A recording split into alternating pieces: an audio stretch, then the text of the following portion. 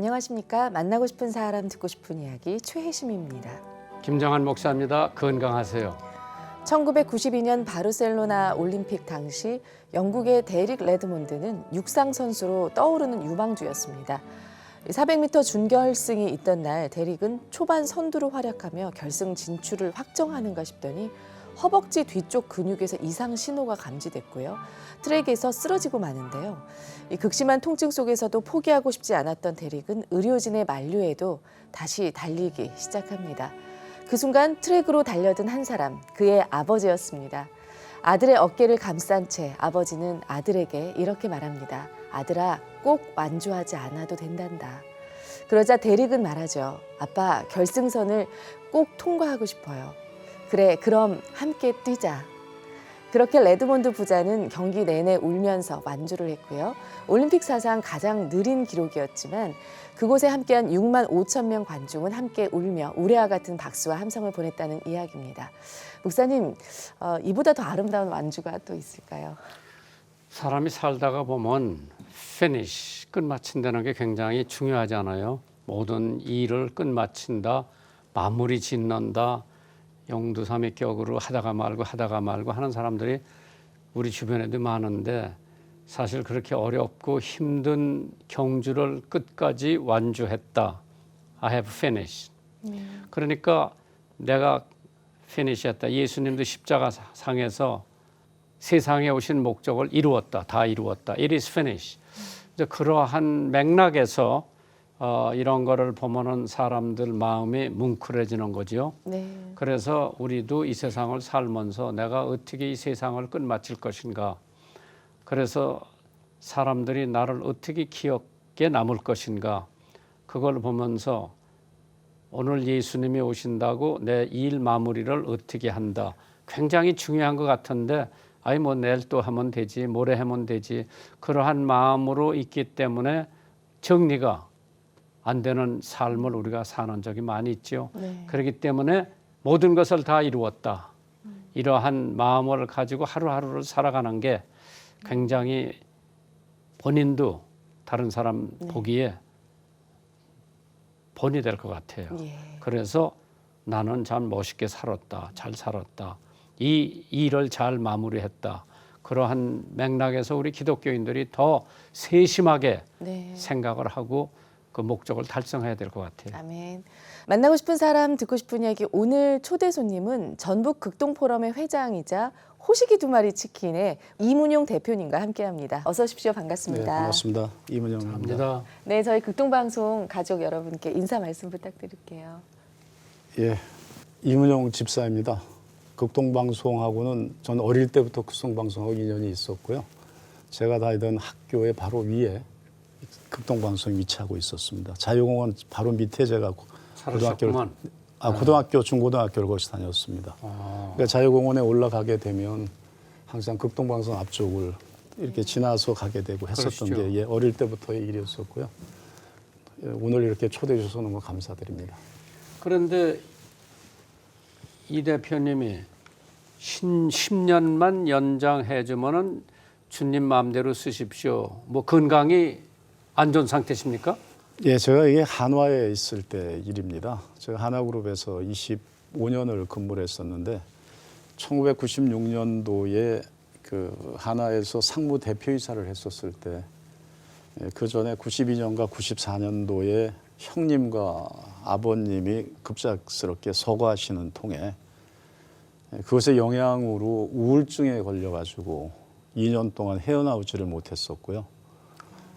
그러다가 병원 갔다 오면서 제가 마지막으로 제 목숨 연장해 주신다면 그 이후에 하나님 사명 제가 감당할 수 있도록 살아가겠습니다 하는 소원 기도를 했던 게 96년도였었고요. 실제 그것이 나중에 2001년에 하림에 왔다가 다시 좀 잠깐 나갔다 2003년도에 화재가 나고 다시 돌아오면서 2006년도 이후에 하나님의 사역을 감당하는 쪽에 쓰임 받기를 시작을 했었습니다. 그것이 그럼 지금 10년은 넘었잖아요. 예. 서원 기도하신 지 10년만 연장해 주면 네. 하나님 쓰십시오 했는데 예. 그 10년은 넘었고 네. 그래 이제 하나님 일을 좀 해보겠다. 그럼 그 기업에서 한화에서 그 노하우 또 이제 한림에서 그 네. 노하우 네. 그럼 지금 이제 어떻게 하면 하나님이 우리 대표님을 쓰시게 돼요? 하림에 갈 때 그 기업을 선택할 때 하림의 상황은 매출 한 2,300억 정도의 중소기업이었었습니다. 그렇죠. 예. 대기업의 하림 그 하나그룹의 전무로 있던 사람이 시골 익산으로 내려간다는 것이 그때 당시만 해도 상대방들에게 이해가 되지 않았을 때 상황이었었고요. 그때 저에게 생각했던 거는 마지막 남은 축산물 중에 먹거리 산업의 성장 산업이기도 하고 그 앞에 25년은 제 생존의 삶이었었는데 기여의 삶을 살겠다고 하는 쪽으로 제 인생의 목표를 좀 바꿨었고요. 그렇게 해서 내려가게 됐습니다. 그때 제 근데 이제 하림 하면은 네, 닭이죠, 닭. 네, 네, 그 이제 닭을 양육해서 뭐 네, 인삼 넣어서 만들기도 하고 통닭도 팔고 네, 네, 계란도 맞습니다. 팔고 여러 네, 가지를 네, 하는데 네. 그러면은 한화에서 한 거하고 하림에서 하는 거하고는 완전 다르죠. 근데 다르기는 합니다만은 기업 경영에서 기본적인 것은 같다라고 보고요. 그게 뭔데요? 기독교 철학을 가지고 기업을 경영하고 싶었다는 욕심도 있었습니다. 네. 그 하림에 가서 했던 수직계열화 사업이라고 하는 건 자동차 산업하고 비슷하게 수직계열화 사업으로 돼 있는데 그때 당시에 농민들의 소득이 제가 내려갔을 때가 5천만 원이 태지하지 않을 시기였었습니다. 농림부에 회의를 가보게 되면 자살하겠다고 하는 농민도 있었고 야반도주한 농민들이 있었는데 아무도 그때 믿지 않았을 때 제가 2억의 소득을 올리도록 프로그램을 짰습니다. 그 부분을 여러분들과 같이 15년에 걸쳐서 한번 좀 만들어 보겠을 때 아무도 믿지 않았습니다. 놀라운 것은 그 목표가 저에게 주어진 사명이었었고 그것을 15년 만에 작년에 2억이 도달하는 결과를 만들어내게 됩니다. 네. 근데 그 2억이라고 하는 것은 농민들이 세금을 내지 않기 때문에 어떻게 보면 대기업의 임원들 이상의 소득을 올리는 그러한 농민들이 되었었고 사실은 농민들의 부를 만들어내는데 그것이 저에게 주어진 사명이었던 것 같고 그것을 작년에 이루어내고 저는 건강의 문제로 은퇴를 하기로 결심을 했었습니다. 지금 그러면 건강 때문에 네. 은퇴하시고 네. 이제 하나님 사업을 해보겠다. 예. 그 사이에도 그 60세부터 교회에서 성경적 부자 세미나라든가 강의를 좀 했었고요. 청대부들 강의를 해왔었는데 제가 60세 때 강의를 하면서 70세가 된다라고 하면 그때 저는 중소기업에 가서 자원봉사를 하고 있을 겁니다라고 했었던 것에 대한 또 다른 길을 주신 것이 현재 근데 지금 연세가 어떻게 되세요? 지금 만 70이 넘었습니다. 그렇게 안 보이시네. 네. 예. 그래서 70이 되어서 중소기업에서 자원봉사를 하겠다. 네. 그럼 지금 하시는 일이 네, 호식이 두 마리 치킨의 대표로 제가 시작. 호식이 두 마리 치킨. 네. 그 이름이 좀 뛰어나네요. 무슨 뜻이에요? 그래서 가성비를 나타내는 모습인데요. 보통 한 마리 치킨을 팔게 되는데 네. 두 마리를 가지고 한 마리 가격으로 판다고 해서 창업주가 그렇게 이제 이름을 지었습니다. 근데 좀 특별한 문제가 그 회사가 제가 근무했었던 하림의 제품을 100% 쓰는 데입니다. 원료를. 근데 조금 안 좋은 일이 생겨서 거의 절반 가까운 매출이 줄었기 때문에 저희 그 전임 회장 김홍국 회장하고 이야기를 해서 이쪽에 가서 2년을 제가 복원을 해놓고 다시 돌아오든가 하겠습니다 하는 약속을 하고 와서 중소기업을 지금 다시 한번 살려보겠다고 하는 이런 생각을 가지고 왔습니다. 그런데 옛날에 이제 제가 어려서 저도 이제 농림학교를 다녔기 네. 때문에 거기 농과, 임과, 축산과가 있었어요. 네. 그런데 축산과는 안 들어가고 농과도 안 들어가고 난 임과를 했어요. 그 네. 나무를. 저는 축산을 했었던 그러게요. 기억이 있어서 여기까지 왔습니다. 예. 그래서 이제 축산을 한다. 우리가 닭 한 2서너 마리 키워서 암탉. 네. 그 이제 알람은 아버지 상에 올리고 이제 그 정도였는데 닭을 수십만 마리를 키워가지고 이거를 이제 상품화해서 가게로 내보낸다. 이건 대단한 모험이죠. 예, 그렇습니다. 저는 이제 미국에서 여름 방학 때 3개월씩 그 닭 잡는 공장 계란을 한 타에 집어넣어 가지고 A, B, C로 나누어서 잠보 뭐 이거 해가지고 박스에다 넣어서 크로거 스토어에다가 내보내는 직장을 3개월씩 여름 방학 때마다 가서 했거든요. 그 칠면조 잡는 것도 봤고 닭 잡는 것도 봤고 그 컨베이어에 이제 닭이 막 가서 뜨거운 물에 튀겨가지고 뭐 해서 바로 냉동까지 들어가는 걸 봤는데 그걸 제가 본 게 50년대예요. 네. 미국은 그때 벌써 이게 다 예. 거대하게 1930년부터 미국이 시작됐고요. 그렇죠. 아니 네. 내가 간 건 이제 50년 초에 가서 그런 걸 봤는데 양계하는 사람이 뭐 10,000마리가 아니라 수백만 마리씩 하면서 예, 맞습니다. 그게 이제 상품화되는데 네. 여기 와서 그거 하는 걸 봤을 때 아 우리는 뭐 한 지가 얼마 안 되죠. 한 20년 저희는 되나요? 한 30년 좀 30년, 넘었다고 보시면 될 그렇죠? 것 같습니다. 근데 그때도 소규모고 네. 지금은 이제 크게 예, 대단위로 대규모로 돼서 네. 이제 완전히 산업화가 됐습니다. 제가 내려갔을 때만 해도 산업화 초기 단계였었고요. 그것을 산업화 시키겠다고 하는 욕심도 있었지만 아까 목사님 저 한화에 있다가 그쪽에 왜 내려갔고 어떻게 됐느냐 하는 말씀에 대한 건데 제가 MBN하고 2005년도에 인터뷰를 할 때 저도 사실은 잘 그때 왜 그런 얘기를 했는지 모르는데 섬김 경영을 하겠다는 이야기를 하면서 그 기독교 신앙의 언어를 쓰기 시작을 했습니다. 그래서 하림 공동체를 만들어서 거기에 관련된 세 개의 파트가 공히 같이 성장할 수 있는 조직을 만들어 가겠다. 그리고 직원들과 또 다른 사회에 기여할 수 있는 나눔의 기업을 만들겠다. 그래서 윤리경영까지 완성을 시켰던 것이 작년 연말까지의 모습으로. 그래서 2008년도에는 3억이 총빙이 되고 예배를 드릴 수 있고 이런 모습으로 바뀌어가는 것이 그때만 해도 뭐 하림하고 한 두 개밖에 없었을 때인데 기업이 완전히 기독교 신앙을 가진 기업으로 바뀌었다 이렇게 보시면 됩니다. 그 지금 많은 소비자들이 하림 치킨을 먹고 있는데 그게 어떻게 해서 저렇게 테이블에 올라오고 거기에 종사하는 사람들이 믿음을 가지고 네. 지금 사업을 하고 있고 또 거기서 올라오는 매출의 이익금을 어려운 사람들 돕고 또 계속해서 발전을 해야 되겠다. 네. 그러면 하림이라고 하는 데가 예를 들어 더 가난한 나라에 가서 이 양계 산업을 합니까? 지금은 아직은 안 하고 있지만 수직결합 사업은 어찌 보면 시스템 산업이기 때문에 그 제가 하다가 완성을 아직 못 시켰지만 그 시스템이 되게 되면 그 발전도상국인 나라에 가서 그 시스템을 가지고 충분히 해외 기여할 수 있는 식량 자원을 늘리는데 기여할 수 있는 그러한 산업이라고 보시면 됩니다. 만나고 싶은 사람 듣고 싶은 이야기 함께하고 계십니다. 오늘은 하림 대표로 15년 동안 일하시다가 지금은 호식이 2마리 치킨 대표로 맡고 계신 이문영 대표님과 함께하고 있습니다.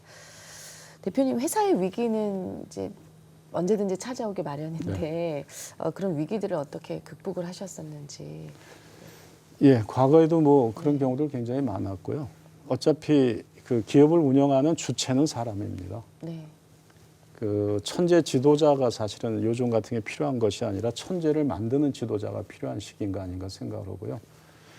제가 부임했던 2003년도 이후에 인적 자원을 양성하기 위한 작업을 했었고 그때 당시에 3인 독서 클럽을 유지하면서 15년 동안 아마 했으니까 우리 임직원들이 읽은 책이 한 500여 권 정도 될 정도로 그리고 매주 발표를 하면서 자기가 성장할 수 있는 토대를 좀 만들어 갔었습니다. 그렇게 된 자원들을 이끌고 목표가 정해져지고 그 목표를 향해서 한 발 한 발 내디딘 결과는 아마 한국능률협회의 명예의 전당에 두 파트에서 명예의 전당 들어간 케이스는 하림이 지금 유일할 걸로 보여지고 네. 예, 그렇게 할 수 있었던 건 아까 섬김 경영을 말씀드렸지만 하나님이 저희에게 주신 잠재 능력은 똑같이 줬는데 표출된 잠재 능력을 저희는 재능이라고 그러잖아요. 그 직원들의 재능을 발굴해서 집단 천대를 만들어가는 작업을 계속해 왔었고 그것이 위기를 극복할 수 있는 원동력이 되었고요. 그건 뭐 한화에 있을 때부터 해왔던 일입니다만 지금도 새롭게 이 중소기업에도 시스템과 인적 자원의 문제가 여전히 문제로 되어 있습니다. 그런데 이문용 대표님 말이에요. 네. 이제 한화에서 하림이로 이제 양계 네. 업에 이제 종사를 하시다가 봉사도 하시는데 지금 또 닭고기 하면은 우죽순위로 그냥 뭐 무슨 치킨 뭐, 너무 뭐 많습니다. 엄청 많이 나오는데 네.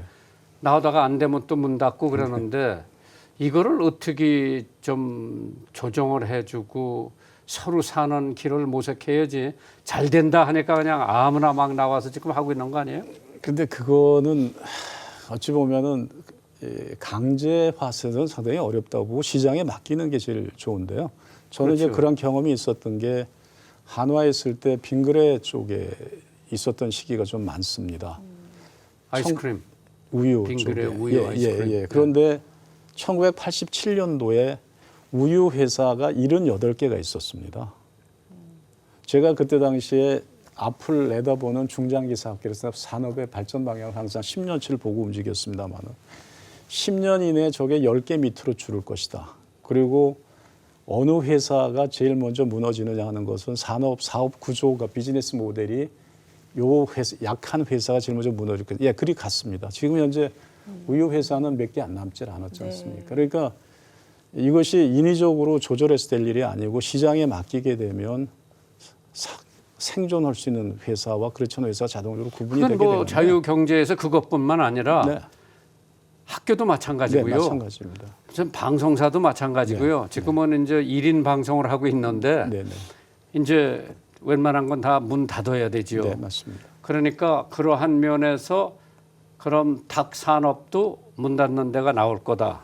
예, 그렇게 될 것이 분명합니다. 그런데 이제 큰 기업을 하다가 AI인가 뭐가 하나 오면은 몇만 마일을 그냥 폐사하고 닭을 갖다 파묻는데 예. 마음이 엄청 아픈 거예요. 네, 맞습니다. 그 저런 거를 미연에 방지를 어떻게 합니까? 그게 어차피 바이러스로 인해서 전파가 되는 것이고 사실은 이 부분이 역사적으로 보게 되면 1903년도에 처음 발생되었더라고요. 지구상에서 기록으로 남게되면은 예. 1933년도인가. 예, 그것이 이제 저희 어릴 때 보면은 청색병이라 그래서 이게 먹었던 부분들인데 이것이 이제 변종을 일으키면서 굉장히 크게 돼 왔었고요. 사실은 방역밖에는 없습니다. 근데 그 사이에 목사님 지금 얘기하셨던 이렇게 문제가 됐던 거는 도덕적인 문제도 분명히 있었습니다. 농가들이. 도덕적으로. 네. 그거는 뭐 현장에 있었던 저로서는 굉장히 안타까웠던 분들이고 최근에 정부가 방역 문제를 굉장히 강하게 하면서 어느 한 축종에 대해서는 AI 오는 길에 사육을 못하게 만들어내 가지고 지금 2년째 오지 않고 있는 이런 모습들을 보게 되면 바로 잡혀져 가고 있는 것 아닌가. 분명히 뭐 이거는 철새가 오는 한은 없어질 수 없는 부분인데 막을 수 있었던 부분을 인재에 의한 것이라고 저는 보고요. 방역 문제가 철저하게 된다라면 모든 손실은 최소화될 수 있다. 이렇게 봅니다. 예. 이제 언론을 통해서 아마 좀 많은 분들이 알고 계실 것 같은데요. 이 호식이 두 마리는 그 이전 대표의 좀 어떤 성추행 논란으로 구설수에도 많이 오른 회사라고 하는데 어떤 방법으로 또 극복 중이신지요? 뭐 전임 대표의 이야기 부분은 아직도 재판 중이기 때문에 사실은 저는 예. 얘기를 할 수는 없습니다. 하지만 그 기업에 종사하고 있는 900여 명의 가맹점주나 그 직원들이 겪는 아픔은 상당히 큽니다. 네. 이 부분을 복원하기 위해서 이제 제가 온 지는 2달 됐고 지금 일을 시작한 1달 됐는데 네. 방향은 정리해서 아니, 하나씩 끊어가려고 지금 하고 우리 있습니다. 대표님이 네. 잘 나가는 회사에 계속 발전을 하다가 네. 이런 회사에 들어갔는데 사모님이 당신 건강도 안 좋은데 왜 그런 짓을 하느냐고 혹시 바가지 안 긁으셨어요? 예, 맞습니다. 근데 아까 지금 말씀드렸잖아요. 제가 보통 대기업에 있게 되면은 강의를 한다든가 기회가 많이 주어지고 그런 요청도 있었습니다. 그런데 아까 말씀드렸듯이 60세 때부터 제가 하나님한테 약속했던 부분이 저 끝나고 나게 되면 중소기업 가서 일하겠습니다. 근데 보통 신분의 상승이라고 생각하는지 모르겠지만 일반인들 중에 대기업에서 사실은 중소기업 갔다는 사람은 저는 별로 찾아본 적이 없고요. 한국능률협회 마케팅 부위원장을 할 때도 그런 제안을 했고 미국의 MPO가 목사님 한 26만 개 되는데 국내는 MPO가 한 4-5개밖에 없지 않습니까? 그러니까 지역사회에서 일하던 또 다음에 이 정부나 사회나 경제계에서 일하시던 분들이 미국의 MPO식으로 자원봉사자로 바뀌어서 중소기업들의 경영 지도를 한다든가 하는 쪽으로 그들이 하나의 새로운 사명감을 가져준다면 이 나라는 분명히 저는 달라진다고 보고요. 그 18세기 때 영국의 노예무역 제도를 47년 만에 무너뜨린 윌버포스 같은 사람들이 했었던 그러한 크레판 공동체를 만들어서 그들이 자원봉사를 할 수 있게 좀 해줬으면 그러니까 그들이 보통 추가 금전적인 부를 누리기 위해서 그런 일들을 안 하거든요. 지금 수많은 분들이 아마 이 국가의 경제계에 활성화를 시켰던 분들이 중소기업에 가서 그런 일을 하신다고 하면 이 위기는 금방 또 극복될 수 있는 나라가 아니 아닌가 이런 근데 생각을 사모님이 말리시긴 말리셨을 텐데 네, 말렸습니다. 예, 그 사모님 말씀 안 듣고 내가 하나님하고 약속한 거니까 그대로 하겠다. 그 후에 무슨 뭐 가정 불안은 없습니까? 없습니다. 예. 그 사모님이 잘 따라주셨구나. 예, 잘 따라줬고 이제 건강 때문에 기도를 하는데 사실은 제가 가지고 있는 병이 지금 1년 8개월째 제가 지금 투병을 하고 있습니다만은 그만둘 때는 거동이 좀 어려울 정도였었고요. 이제 근력 운동을 하면서 한 9개월 정도 시간이 지나니까 8시간 정도는 충분히 한번 버틸 수 있겠다는 생각이 들어서 제가 남은 저희 인생 하나님께 맡기고 제가 소원했던 대로 풀어가 볼까 해서 이제 시작을 한 것이었고 이 회사는 한 2년 정도 하게 되면 제가 아까 말씀드렸듯이 정상의 궤도에 올라놓고 이 농기업들 중에 중소기업들 쪽에 제가 가지고 있는 재능을 다시 한번 기부해 볼까 하는 생각을 가지고 있습니다. 만나고 싶은 사람 듣고 싶은 이야기 오늘은 이문용 회장님과 함께하고 있습니다. 예수님을 믿게 된 계기 신앙생활을 언제부터 하셨는지요? 신앙생활은 57년도에 제가 이제 경상도 쪽에서 인천으로 가서 초등학교 들어가면서 6.25 폐허된 공장 건물이 있었습니다. 거기에 여자 전도사님이 오셔서 개척할 당시에 처음에 그 교회에 출석을 하게 되고요. 그때만 해도 뭐 놀이터가 없었고 말할 대상이 없었으니까 나갔습니다만은 그렇게 한 신앙생활이 대학 들어가가지고 20대 초반까지 군대 가기 전까지 유지가 되다가 젊을 때 잠시. 격길로 나가서 한 17년 동안 쉬게 되고요. 아니 어떠한 계기에 다시 돌아오셨어요? 제가 37살 때인데 저희 아내가 신앙을 갖기 시작한 게 결혼하고 난 다음이었었거든요. 근데 신앙의 깊이가 점점 깊어지는데 제가 감히 쫓아갈 수도 없으니까 더 멀어졌었죠. 저는 교회하고. 근데 어느 날 아이들이 전화를 해서 아빠 큰일 났어. 엄마가 문을 잠그고 안 나오셔. 그래서 집에 갔더니 집을 나간다 그랬었던 모양입니다. 그래서 이제 제 자신을 뒤돌아볼 수 있는 기회가 됐었고 그날 문을 두드리고 문을 열지 못하고 그 기도를 하고 있었던 것 같아요. 돌아와서 내가 다음 주부터 다시 교회 출석을 할게.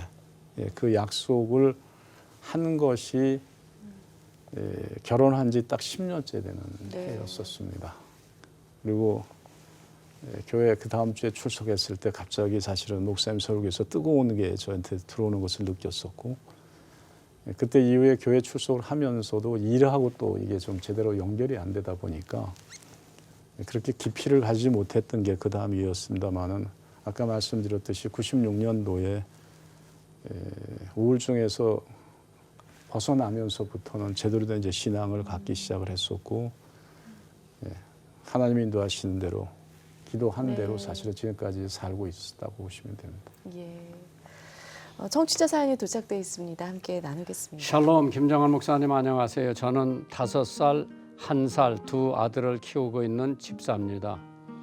아침에 출근하는 신랑 해줄 수 있는 도움은 극동방송 주파수에 맞춰 아기 울음소리보다 조금 작은 발륨으로 틀어주는 위로가 전부입니다. 그리고 그 시간 이후로 제 전쟁은 시작되지요. 먹이고 씻기고 재우고 먹이고 씻기고 재우고 삶이 늘 반복되다 보니 우울함이 밀려오고 개인 기도나 예배는 점점 사라지는 것 같습니다. 또 이유 없이 남편이 자꾸 미워집니다. 조금이라도 늦게 들어오면 일부러 늦게 들어오느냐 싶은 생각도 들고, 들어오면 괜히 짜증 한 번씩 더 부리게 되고요. 결혼 전에 선교의 비전을 갖고 늘 주님 주신 기쁨으로 살았건만 지금 현실에 쫓겨 형식적인 주일 성수만 겨우 하다 보니 제 영이 답답하고 목이 마릅니다. 이렇게 아무 생각 없이 살다가 예수님 오실까 봐 걱정될 정도로 영적 예민함 하나 없이 그저 숨만 쉬고 있네요. 목사님, 주님이 주시는 깊은 위로와 격려 그리고 축복과 그 은혜를 구합니다. 기도해 주세요. 김정환 목사님, 저에게 극동방송은 사랑합니다. 극동방송 애청자 이집사 올림. 이런 사람한테 어떻게 격려해 주시겠어요? 사실은 제가 신앙을 다시 찾고 살아오면서 제가 제일 좋아하는 성경 구절이 잠언서 16장 9절이거든요. 사람이 자기의 마음으로 길을 기획할지라도 그것을 인도하시는 이는 여호와시라는 건데, 하나님 믿고 최선을 다하게 되면 사실은 마음의 평강도 줄 뿐 아니라 원하는 대로 사실은 도달한다고 하는 것을 저는 경험적으로 지금까지 한 20년 가까이 느꼈었기 때문에. 그렇죠. 네. 우리 사람이 심겨진 곳에 꽃을 피워라. 그럼 지금 결혼하기 전 연애할 때 하고 지금 갓난뱅이 둘 데리고 씨름해야 되잖아요. 네. 그것이 이 집사님의 현재 주신 사명이지. 네, 맞습니다. 이거보다 더 중요한 건 없죠. 네, 맞습니다. 거기서 잘 애들 키우고 그거를 애들 울음소리를 찬송가로 들으면서 그거를 이겨나가면서 신앙을 버티고 나갈 때 네. 이제 얘들 다 자라서 또 저들 갈 길 가고 그러면은 이게 연장 아니겠어요? 네. 그래서 지금 그 어려운 상황에서도 꽃을 피워야죠. 네, 맞습니다. 예. 그래서 하나님이 주신 사명으로 알고 네. 얘들 잘 키우고 남편한테 바가지 긁지 말고 이게 힘들죠. 그게 이제 축복의 통로라고 생각해야지만 편하게 그렇죠. 갈 수 있는 것 아닌가 하는 생각입니다. 예, 많이 힘드시겠지만 일상 가운데서 하나님께서 주시는 그 은혜와 감사를 느끼는 그런 우리 성도님 되시길 바랍니다. 근데 남편 미워지면 큰일 나죠. 네, 그렇죠. 우리 최나 아나운서도 아마 남편 미워본 적이 있죠. 그렇죠. 네. 그래도 또 하나님께서 주시는 마음으로 그렇게 아이들과 가정을 잘 돌보면 분명히 또 좋은 그런 길이 열릴 거라고 믿습니다. 오늘 사연 보내주신 성도님께 준비한 선물 보내드리겠습니다. 이 시간 방송 들으시고요. 함께 나누고 싶은 사연 있으신 분들은 인터넷으로 참여해 주십시오. www.febc.net 극동방송 홈페이지 들어오셔서 만나고 싶은 사람, 듣고 싶은 이야기 게시판에 사연 남겨주시면 됩니다. 이 방송은 전국 라디오 방송뿐 아니라 극동방송 인터넷 홈페이지, 모바일 어플리케이션, 그리고 유튜브와 페이스북 극동방송 TV 채널을 통해서 영상으로도 시청하실 수 있습니다. 여러분의 많은 관심 부탁드립니다. 네, 오늘 이문용 대표님과 이 시간 함께 했는데요. 앞으로 또 계획들이 많이 있으실 텐데 기도 제목도 있으시고요. 함께 나눠주시면 좋겠습니다. 네. 뭐 아까 그 중소기업 쪽의 일은 제가 포기할 수 없는 일이고요. 또 하나는 최근에 좀 준비를 하고 있는 게 국가가 축산에 대한 어떤 제약이 굉장히 많아졌습니다. 먹거리 산업임에도 불구하고 환경 문제 때문에 이 산업이 그 중단될지도 모른다는 생각을 하게 되는 위기감을 좀 가지고 있어서 이 환경 문제에 대한 부분에 쓰레기라든가 축산 폐기물들, 그다음에 폐수 슬러지들을 처리하는 쪽에 지금 준비를 하고 있고 거의 완성이 되어 가기 때문에 그것이 된다라고 하면 아마 이 축산업이 다시 한번 재기를 할 수 있고 확대될 수 있는 방향을 갖게 아닌가 그런 생각을 해서 준비를 좀 하면서 저에게 주신 이 땅에 보내주신 사명대로 마지막 완수를 좀 할까 하는 생각을 하고 있습니다. 네, 오늘 이문용 대표님 이렇게 함께해 주셔서 정말 감사드리고요. 빨리 건강 회복되시기를 기도하겠습니다. 네, 감사합니다. 더 건강해지실 거예요. 네, 감사합니다. 아마 이 방송 듣는 사람이 회장님 위해서 기도 많이 해드릴 거고 네. 그 기도가 건강의 비결로 이어질 거예요. 네. 믿으세요. 그렇게. 네, 그렇게 믿겠습니다. 네, 한 주간도 주님 안에서 평안하시길 바랍니다. 만나고 싶은 사람, 듣고 싶은 이야기, 저희는 다음 주 이 시간에 다시 찾아뵙겠습니다. 감사합니다. 고맙습니다. 고맙습니다.